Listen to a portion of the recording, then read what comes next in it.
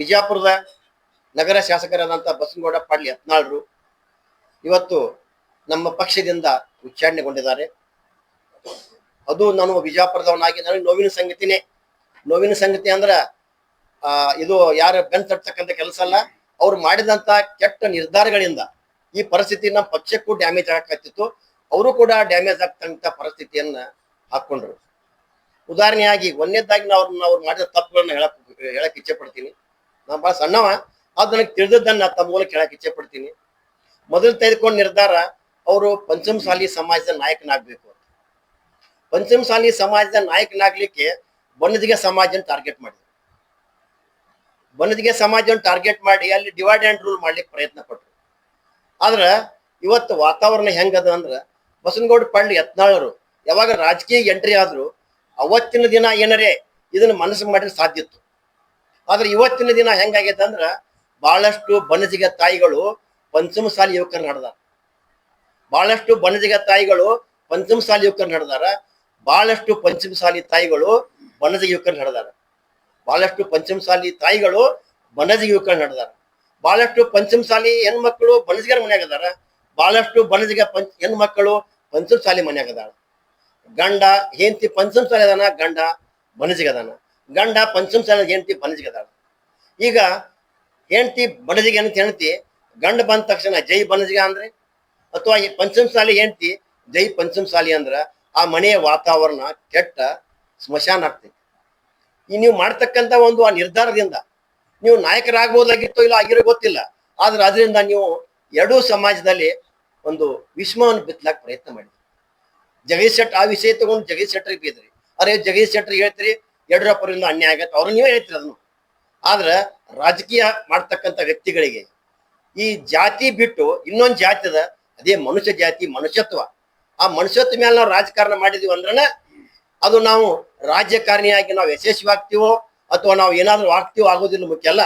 ನಾವು ರಾಜಕಾರಣಿಯಾಗಿ ಸಮಾಜಕ್ಕೆ ನಾವು ಮುಂದೆ ಬಂದಾಗ ನಾವು ಜಾತೀಯತೆ ಮಾಡಲಾರದೆ ಅದು ಎಲ್ಲ ಮನುಷ್ಯ ಜಾತಿ ಅಂತಕ್ಕಂಥ ಭಾವನೆ ಇಟ್ಕೊಂಡು ನಾವು ಕೆಲಸ ಮಾಡ್ಬೇಕಾದದ್ದು ಈ ರಾಜಕಾರಣಿಗಳ ಕರ್ತವ್ಯ ಅಂತಕ್ಕಂಥದ್ದು ಕೂಡ ನಾವು ಹೇಳಕ್ ಇಚ್ಛೆ ಪಡ್ತೀನಿ.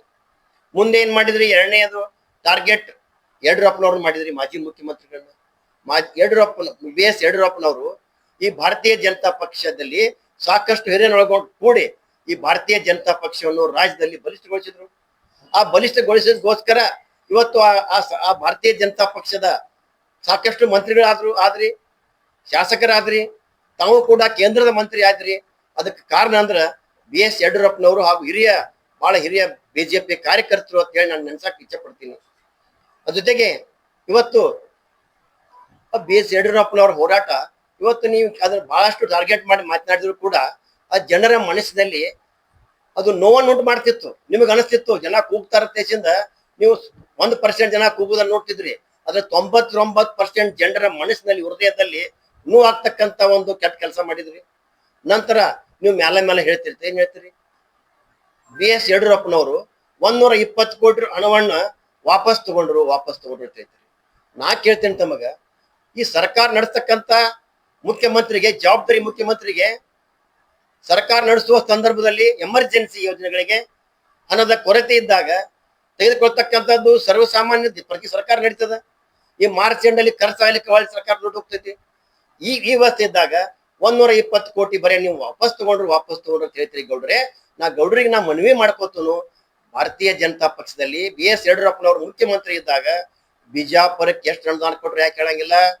ಅದನ್ನು ಹೇಳ್ಬೇಕಲ್ಲ ತಾವು. ಬರೀ 120 ಕೋಟಿ ತಕೊಂಡದ್ ಹೇಳ್ತೀರಿ. ಅವರ ಅಧಿಕಾರದಲ್ಲಿ ಅವ್ರ ಮುಖ್ಯಮಂತ್ರಿ ಇದ್ದಾಗ ಬಿಜಾಪುರಕ್ಕೆ ಏನ್ ಕೊಟ್ರು ಅಂತಕ್ಕಂಥದ್ದು ಕೂಡ ತಾವು ದಯಮಾಡಿ ಹೇಳಿದ್ರಿ ಅಂದ್ರ ನಿಮ್ಮ ವ್ಯಕ್ತಿತ್ವ ಇನ್ನೂ ಹೆಚ್ಚಾಗ್ತಿತ್ತು. ಬಿಜಾಪುರಕ್ಕೆ ನಾ ಬೇರೆ ಮಾತಾಡೋದು, ನಾ ಬಿಜಾಪುರಕ್ಕೆ ಮಾತಾಡ್ತೀನಿ. ಈಗ ಬಿಜಾಪುರ ಏನ್ ಡೆವಲಪ್ಮೆಂಟ್ ಕಂಡಿತ್ತಂದ್ರ ಯಾವಾಗ ಯಡಿಯೂರಪ್ಪನವರು ಮುಖ್ಯಮಂತ್ರಿ ಇದ್ದಾಗ. ಇವತ್ತು ಬರೀ ಬಿಜಾಪುರ ಅಲ್ಲ, ಇವತ್ತು ನೀವು ದೇವ್ರಿಪ್ಪರಿಗೆ ಹೋಗ್ರಿ, ಇವತ್ತು ಮುದ್ದೇಬೇಳ ಹೋಗ್ರಿ. ನೀವು ಮುದ್ದೇಬೇಳದಾಗ ಬಸ್ ಸ್ಟ್ಯಾಂಡ್ ಮೂಗ್ ಮುಚ್ಕೋ ಪರಿಸ್ಥಿತಿ ಇತ್ತು. ಇವತ್ತು ಬೆಂಗಳೂರು ನೋಡಿದ ಹಾಕೈತಿ ಮುದ್ದೇಬೇಳ ಪರಿಸ್ಥಿತಿ. ಇವತ್ತು ಬಿಜಾಪುರ ಕೂಡ ಸಾಕಷ್ಟು ಡೆವಲಪ್ಮೆಂಟ್ ಆಗ್ಯದ. ಆದ್ರೆ ನಿಮ್ ಕೊಡುಗೆ ಅದ ಇಲ್ಲ ಹೇಳಂಗಿಲ್ಲ, ಸುಳ್ಳು ಹೇಳಂಗಿಲ್ಲ. ಶಾಸಕರಾದಂತ ನಿಮ್ಗ ಬಿಜಾಪುರ ಶಾಸಕರ ಕೊಡುಗೆ ಅದ. ಇದಕ್ಕೆ ಬಿಜಾಪುರ ಬಹಳಷ್ಟು ಸುಂದರೀಕರಣ ಆಗ್ಯದ, ಡೆವಲಪ್ಮೆಂಟ್ ಆಗ್ಯದ. ಅದ್ರ ಬಗ್ಗೆ ನಿಮ್ ಬಗ್ಗೆ ನನಗೆ ಅಭಿಮಾನ ಅದ. ಜೊತೆಗೆ ಈ ಬಿಜಾಪುರ ಡೆವಲಪ್ಮೆಂಟ್ ಆಗ್ಬೇಕಾದ್ರೆ ಯಡಿಯೂರಪ್ಪನವರ ತ್ಯಾಗದ, ಅವ್ರದ್ದು ಕೂಡ ಕೊಡುಗೆ ಅದ. ನಂತರ ಅವ್ರು ಹೋದ ನಂತರ ಬೊಮ್ಮಾಯಿ ಅವರು ಮುಖ್ಯಮಂತ್ರಿ ಆದಾಗ ಕೂಡ ಅದು ಡೆವಲಪ್ಮೆಂಟ್ ಕಂಟಿನ್ಯೂ ಆಗ್ತದೆ, ಅವ್ರ ಕೊಡುಗೆ ಕೂಡ ಅದ. ಅದಕ್ಕೆ ಇದು ಇದು 3 ಜನರ ಮೀರಿ ಇದು ಭಾರತೀಯ ಜನತಾ ಪಕ್ಷದ ಕೊಡುಗೆ ವಿಜಯಪುರ ಅಂತ ಹೇಳಕ್ ನಾ ಇಚ್ಛೆ ಪಡ್ತೀನಿ. ನಂತರ ಮತ್ತೊಂದು ಟಾರ್ಗೆಟ್ ಮಾಡಿದ್ರಿ, ಮ್ಯಾಲ ಅಪ್ಪ ಮಗ ಅಂತ ಮಾತಾಡ್ತೀವಿ. ಇವತ್ತು ನಾವು ಅದೀವಿ ವೇದಿಕೆ ಮೇಲೆ, ಎಲ್ಲಾ ಪತ್ರಕರ್ತ ಬಂದು ಅದಿರಿ. ಇಲ್ಲಿ ಭಾರತ ದೇಶದಲ್ಲೇ ಎಲ್ಲಾ ತಂದೆಗಳದಾರ, ಇಲ್ಲಿ ಮಕ್ಕಳದಾರ. ಇಲ್ಲಿ ಯಾವ ತಂದೆ ಮಗ ಹಾಳಾಗ್ಲಿ ಬಯಸ್ತಾನೆ? ಈಗ ನೀವಿರ್ಬೋದು, ನಾವಿರ್ಬೋದು, ಬಸನಗೌಡ ಪಾಟೀಲ್ ನಾವಿರ್ಬೋದು ಕೂಡ, ಮಗನ ಭವಿಷ್ಯ ನಾವು ಕಾಣೋದು ತಂದೆ ಆದಂತವನ ಕರ್ತವ್ಯ. ತಂದೆ ಮಗ ಅಂತಕ್ಕಂಥ ಈ ಶಬ್ದಕ್ಕ ಎಷ್ಟು ಬೆಲೆ ಅದ ಅಂದ್ರ ಅದಕ್ಕೆ ಬೆಲೆ ಕಟ್ಟಕ್ ಆಗೋದಿಲ್ಲ. ಇವತ್ತು ಕೂಲಿಗೆ ಮಾಡ್ತಾನಂದ್ರ ದಿನ 50 ಪಗಾರ 100 ಪಗಾರ ಅಂತಕ್ಕಂಥ ಭಿಕ್ಷಕನು ಕೂಡ ಇವತ್ತು ಮಕ್ಕಳ ಭವಿಷ್ಯನ ಕಾಣ್ಲಿಕ್ಕೆ ಪ್ರಯತ್ನ ಮಾಡ್ತಿರ್ತಾನೆ. ಹಂಗ ಯಡಿಯೂರಪ್ಪನವರು ಮಗನ ಭವಿಷ್ಯ ಕಾಣ್ಲಿಕ್ಕೆ ಪ್ರಯತ್ನ ಮಾಡಿರ್ಬೋದು, ಅದು ತಪ್ಪನ್ನಂಗಿಲ್ಲ. ಆದ್ರೆ ಅಂತ ಮಕ್ಕಳು ಹುಟ್ಟಬೇಕಲ್ಲ. ಬಹಳಷ್ಟು ತಂದೆಗಳು ಮಕ್ಕಳ ಭವಿಷ್ಯ ನಿರ್ಮಾಣ ಮಾಡ್ಬೇಕಂತ ಕಷ್ಟಪಡ್ತಾರ, ಸಾಕಷ್ಟು ಹಿಂಸೆ ಅನುಭವಿಸ್ತಾರ. ಕೆಟ್ಟ ಮಕ್ಕಳದ ಉದಾಹರಣೆ ಇಲ್ಲಿ ಭಾರತ ದೇಶದಲ್ಲಿ, ಜಗತ್ತಿನಲ್ಲಿ. ಆದ್ರೆ ವಿಜಯೇಂದ್ರ ತಂದೆ ಆಸೆಯಂತೆ ಇವತ್ತು ಪ್ರಬುದ್ಧನಾಗಿ ಬೆಳೆದಿದ್ದಾನೆ, ಸಮಾಜಕ್ಕೆ ಕೊಡುಗೆ ಕೊಡ್ತಾ ಇದ್ದಾರೆ. ಅವ್ರನ್ನ ಭಾರತೀಯ ಜನತಾ ಪಕ್ಷದ ರಾಜ್ಯ ಅಧ್ಯಕ್ಷ ಮಾಡಿದ್ದು ಯಡಿಯೂರಪ್ಪನವರಲ್ಲ. ಅವ್ರ ಆಸೆ ಇರ್ಬೋದು, ಯಾವ ತರ ತಂದೆಗಳಿಗೆ ಆಸೆ ಇರ್ತತಿ ಆ ತರ ಆಸೆ ಇರ್ಬೋದು, ಪ್ರಯತ್ನ ಪಟ್ಟಿರ್ಬೋದು. ಆದ್ರ ಆ ಸಿಲೆಕ್ಷನ್ ಆಗ್ಬೇಕಾದ್ರೆ ಅಲ್ಲಿರ್ತಕ್ಕಂಥ ಕ್ವಾಲಿಟೀಸ್ ಅವ್ರನ್ನ ರಾಜ್ಯದ ಉಪಾಧ್ಯಕ್ಷರಾಗಿ ನೋಡಿದಾರ. ಸಾಕಷ್ಟು ಚುನಾವಣೆಗಳಿಗೆ ಜವಾಬ್ದಾರಿಯನ್ನು ಕೊಟ್ಟು ಅವರ ವ್ಯಕ್ತಿತ್ವವನ್ನ ತೋರಿಸಿದಾರ. ಅದಕ್ಕೆ ಅವ್ರು ರಾಜ್ಯಾಧ್ಯಕ್ಷ ಮಾಡಿದ್ದಾರೆ. ನೀವು ಮೇಲೆ ಅಪ್ಪ ಮಗ ಅಂದ ಅಪ್ಪ ಮಗ ಅಂತಕ್ಕಂಥ 2 ಶಬ್ದಗಳ ಮೌಲ್ಯವನ್ನು ಕೇಳಿದ್ರಿ ಗೌಡ್ರೆ. ದಯಮಾಡಿ ಇನ್ನಾದ್ರು ಅಪ್ಪ ಮಗ ಅಂತಕ್ಕಂಥ ಈ ಶಬ್ದ ದೊಡ್ಡ ಶಕ್ತಿ ಇದೆ. ದಯಮಾಡಿ ಅಪ್ಪ ಮಗ ಅಂತಕ್ಕಂಥ ಈ ಶಬ್ದ ತಮ್ಮ ಬಾಯಿಂದ ಬರಬಾರ್ದು ಅಂತ ಹೇಳಿ ನಾನು ಮನವಿ ಮಾಡ್ಕೋತೀನಿ. ಹೊರತು ನಾನು ಹೇಳಕ್ ಆಗೋದಿಲ್ಲ. ನಮಗ್ ಸ್ವಾತಂತ್ರ್ಯ ಇದೆ, ನೀ ಯಾರು ಏನ್ ಬೇಕಾದ್ರೆ ಮಾತನಾಡಬಹುದು. ಆದ್ರೆ ನನಗೆ ಅನಿಸಿದ್ದ ನೋವನ್ನ ನಾನು ತಮಗೆ ಹೇಳಕ್ ಇಚ್ಛೆ ಪಡ್ತೀನಿ. ಆ ಮಾತನ್ನು ಬಿಡ್ರಿ. ಎಲ್ಲ ಮಾಧ್ಯಮದವರಿಗೆ ನಮಸ್ಕಾರಗಳನ್ನು ಹೇಳಿ ಪತ್ರಿಕಾಗೋಷ್ಠಿಯನ್ನು ಕರೆದ ಉದ್ದೇಶ, ಕಾಂಗ್ರೆಸ್ ಸರ್ಕಾರ 2 ವರ್ಷಗಳ ಹಿಂದೆ ರೈತರಿಗೆ, ಸರ್ಕಾರಿ ನೌಕರರಿಗೆ, ಕಾರ್ಮಿಕರಿಗೆ,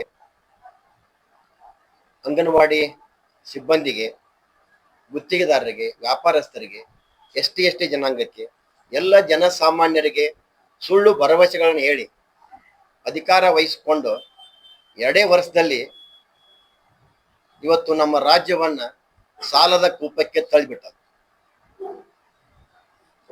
ಇದನ್ನು ನಾವು ಕಾಂಗ್ರೆಸ್ ಸರ್ಕಾರದ ಮಾನ್ಯ ಮುಖ್ಯಮಂತ್ರಿಯಾದಂತಹ ಸಿದ್ದರಾಮಯ್ಯ ಅವ್ರು ಕೇಳಿದ್ರ, ಅವ್ರ ಪ್ರಶ್ನೆ ಏನಂದ್ರ ಕೇಂದ್ರದಲ್ಲಿ ಸಾಲ ಮಾಡಿಲ್ವಾ ಅಂತಕ್ಕಂಥ ಪ್ರಶ್ನೆ ಕೇಳ್ತಾರೆ. ಅದ್ರ ತಮಗ ಮುಖ್ಯಮಂತ್ರಿಯವರಿಗೆ ಹಾಗೂ ಉಪಮುಖ್ಯಮಂತ್ರಿಯವರಿಗೆ, ಸರ್ಕಾರದ ಎಲ್ಲ ಮಂತ್ರಿ ಮಂಡಲಕ್ಕೂ ನಾನು ಕೇಳ್ತಾ ಇದ್ದೀನಿ. ಒಬ್ಬ ಸಾಮಾನ್ಯ ಮನೆಯ ಮಾಲೀಕ ಸಾಲ ಮಾಡ್ತಾನೆ. ಅವ ಮಾಡಿದ ಸಾಲ ಹೊಲ ಖರೀದಿಗೋ, ಮನೆ ಖರೀದಿಗೋ ಅಥವಾ ಒಂದು ಕಮರ್ಷಿಯಲ್ ಕಾಂಪ್ಲೆಕ್ಸ್ ಕಟ್ಟಲಿಕ್ಕೆ, ಅಥವಾ ಹೊಲದಲ್ಲಿ ಬೋರ್ವೆಲ್ ಹಾಕಿ ಮೋಟರ್ ಅಳವಡಿಸಿ ಪೈಪ್ಲೈನ್ ಮಾಡಲಿಕ್ಕೆ, ಈ ರೀತಿ ಅವ ಆ ಸಾಲವನ್ನು ಬಳಸ್ಕೊಂಡ್ರ ಆ ಮನೆತನ ಒಂದ್ ದಿವ್ಸ ಎದ್ದು ನಿಂದಿರ್ತೈತಿ. ಆ ಮನೆಯ ಮಾಲೀಕ ಸಾಲ ಮಾಡಿ ಅದನ್ನ ದುಂದು ವೆಚ್ಚ ಮಾಡಿ ಹಾಳು ಮಾಡಿದ ಅಂದ್ರ ಆ ಮನೆ ಒಂದೇ ರೋಡಿಗೆ ಬರ್ತೈತಿ. ಅದೇ ಸರ್ಕಾರನು ಕೂಡ ಇವತ್ತು ನೀವು ಮಾಡ್ತಕ್ಕಂಥ ಸಾಲ ಏನದ ಅಂದ್ರ, ನೀವು ಸಾಲ ಮಾಡಿ ರಾಜ್ಯವನ್ನ